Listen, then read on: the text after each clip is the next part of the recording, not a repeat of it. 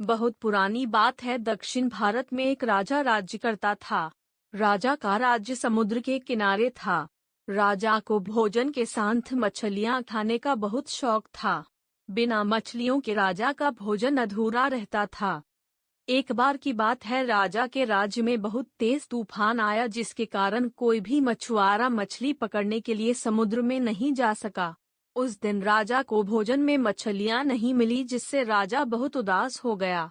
राजा ने जब अपने मंत्रियों से इस बारे में पूछा तो उन्होंने बतलाया कि इतने तेज तूफान में समुद्र में मछली पकड़ने जाना अपनी जान पर खेलने के समान है, इसलिए कोई भी मछुआरा समुद्र नहीं जा रहा है।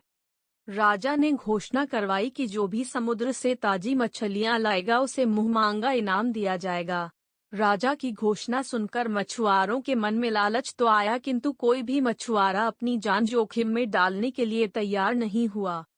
उसी राज्य में एक बहुत ही गरीब मछुआरा रहता था। उसे जब राजा की इस घोषणा का पता चला तो अपनी दरिद्रता दूर करने के लिए वह अपनी जान की परवाह किए बगैर समुद्र में चला गया। समुद्र में उसने जाल फेंका, जिसमें कई बड़ी बड़ी मछलियां गई।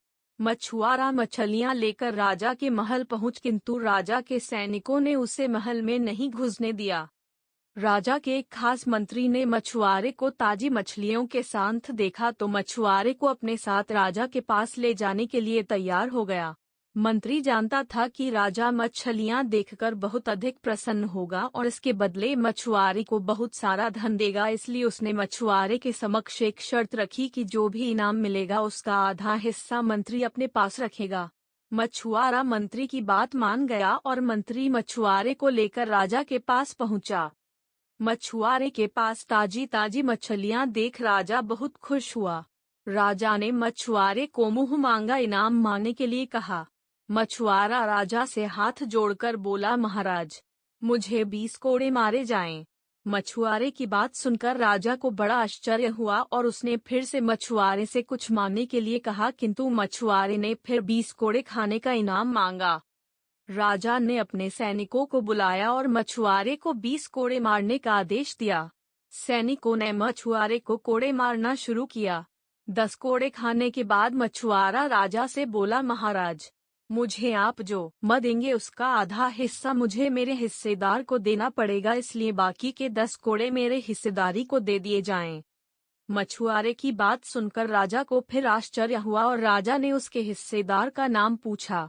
मछुआरा मंत्री की तरफ इशारा करते हुए बोला, महाराज, यही मेरे हिस्सेदार हैं। इन्होंने ही मुझे आपके पास लाने के बदले प्राप्त इनाम का आधा हिस्सा मांगा है। राजा ने मंत्री की ओर देखा तो मंत्री ने शर्म से अपना सर झुका लिया। राजा ने आदेश दिया कि बाकी की 10 कोड़े मछुआरे के हिस्सेदार को मारे जाएं। सैनिकों ने राजा के आदेश पर मंत्री को 10 कोड़े मारे। राजा ने मंत्री को उसके लालच के कारण अपने मंत्री पद से हटकर राज्य से बाहर कर दिया और मछुआरे को बहुत सारा इनाम देकर विदा किया। शिक्षा, राजा और लालची मंत्री की कहानी से हमें शिक्षा मिलती है कि लालच में आकर कभी भी किसी को अनावश्यक रूप से परेशान नहीं करना चाहिए।